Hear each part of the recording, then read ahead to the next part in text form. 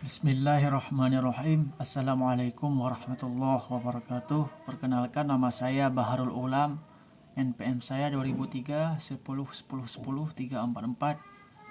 Saya akan menjawab soal ujian PHI kelas D bersama Ibu Khadijah Rizky Lestari. Soalnya saya pilih nomor 1, nomor 3, dan nomor 4. Ini soalnya yang saya tulis. Soal nomor 1. A. Uraikan pengertian HTN menurut para ahli. Dua orang pendapat. Menurut Utrecht, HTN adalah ilmu yang mempelajari kewajiban sosial dan para pejabat-pejabat negara tersebut. Menurut Kanenberg, adalah ilmu yang mempelajari tentang tentang beberapa hukum yang ada di negara tersebut yang berasal dari Undang-Undang Dasar. HTN ibaratnya hukum tata negara, ibaratnya sebuah mobil yang apabila mobil itu memiliki sebuah roda, memiliki kerangka tapi tanpa mesin dan bodi, itu belum dikatakan mobil. Begitunya sebaliknya suatu negara, tanpa negara tersebut dipimpin oleh pemerintah di dalamnya dan pejabat-pejabat di dalamnya, itu belum dikatakan suatu negara. Lebih kurangnya begitu. B. Uraikan asas-asas yang terdapat pada HTN. Ada 5 asas yang terdapat pada HTN. Yang pertama itu ada asas Pancasila, yang kedua ada asas negara hukum, yang ketiga ada asas negara kesatuan, yang keempat ada asas kedaulatan rakyat, yang kelima ada asas pembagian kekuasaan. Pertama itu ada asas Pancasila, di mana pada asas ini semua kita tetap menganut pada sistem Pancasila, di mana itu adalah dasar negara kita. Yang kedua itu adalah asas negara kesatuan, asas negara hukum, di mana pada pasal 1 ayat 3 menyebutkan bahwa Undang-Undang Dasar Negara 1945 menyebutkan bahwa Indonesia adalah negara hukum, di mana apa kelakuan kita itu tetap harus berdasarkan hukum. Apa yang akan kita buat pasti ada hukumnya. Jadi kita tidak semena-mena kepada orang lain, pasti ada hukumnya. Yang ketiga itu ada negara kesatuan, yang dimana semboyan kita itu adalah Bhinneka Tunggal Ika, berbeda-beda tapi tetap sama. Tetap sama, yaitu intinya adalah mempertahankan negara kesatuan Republik Indonesia. Yang keempat itu adalah kedaulatan rakyat, di mana kekuasaan tertinggi itu berada di tangan rakyat. Jadi pemerintah tetap mengutamakan kepentingan rakyat daripada kepentingan kelompok maupun kepentingan golongan. Yang kelima itu ada asas pembagian kekuasaan, di mana kita lihat Indonesia ini adalah negara yang begitu luas, yang begitu banyak pelosok, begitu banyak pulau. Tidak mungkin seorang presiden itu sanggup memimpin seluruh pelosok-pelosok yang ada di negeri kita tanpa dibantu oleh pemimpin yang ada di bawahnya. Seperti halnya itu menyangkut dengan mulai dari pimpin desa, kecamatan, kabupaten, atau kota, provinsi, sampai dengan presidensial. Itu pasti semuanya diatur dalam pembagian kekuasaan. Terus soal nomor C, uraikan sistem pemerintahan di Indonesia. Indonesia ini menganut 2 sistem, yaitu sistem parlementer dan sistem presidensial. Pada tahun 1945 sampai dengan 1949, Indonesia itu masih menganut sistem presidensial, tapi karena faktor ada agresi militer, Indonesia itu beralih kepada sistem parlementer pada tahun 1949 sampai dengan 1959. Itu baru Indonesia menganut sistem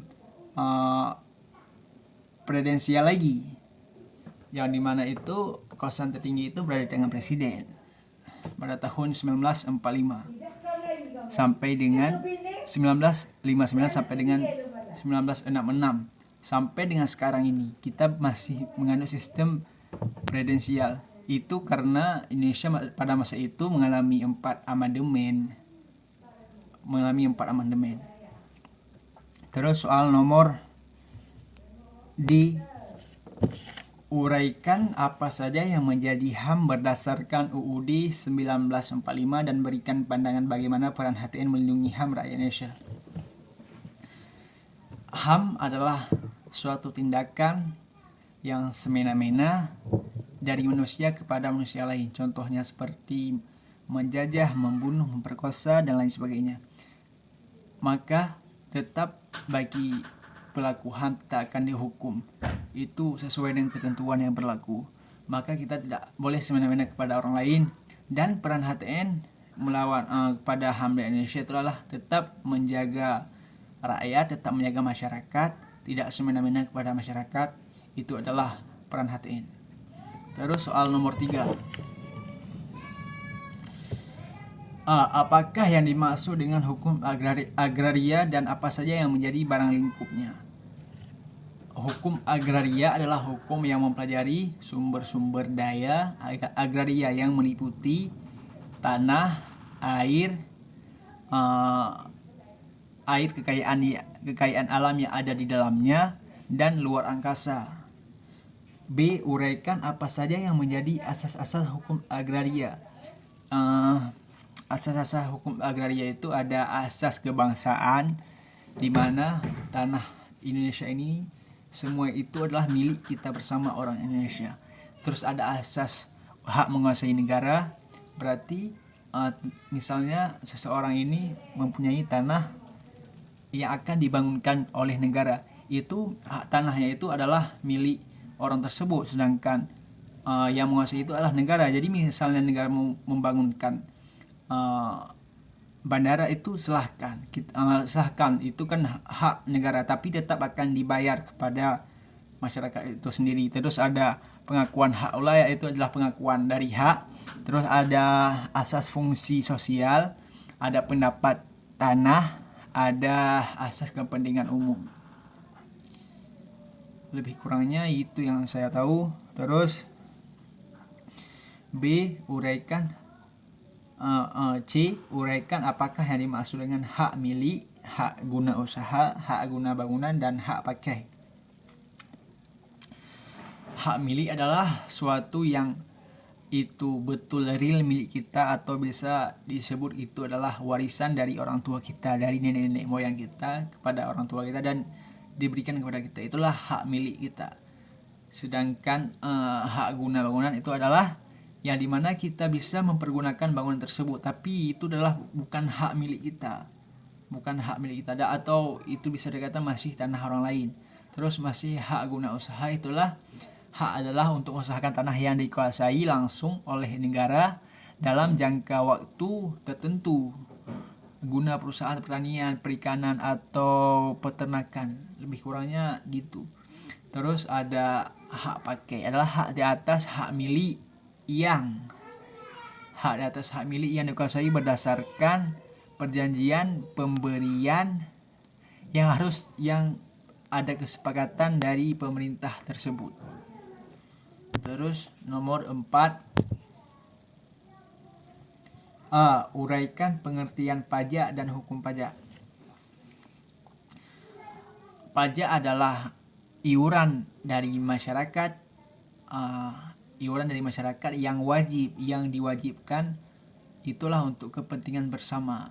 Itu gunanya nanti ke depannya, misalnya kita akan dibuat suatu bangunan, jalan, itu dari pajak, tapi kita tidak merasakan secara langsung, tapi akan merasakan ke depannya.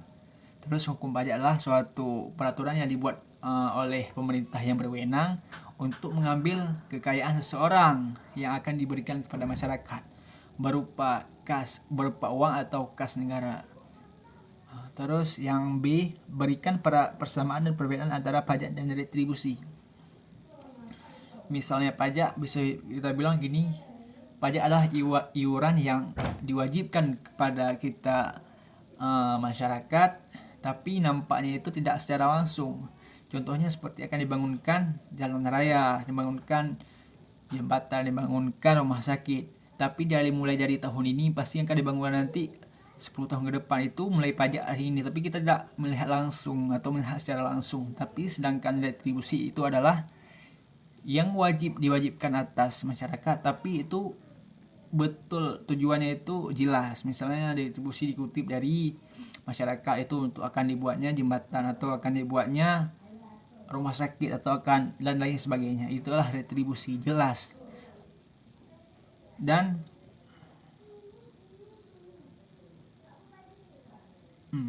C. Uraikan pengertian hukum ketenagakerjaan.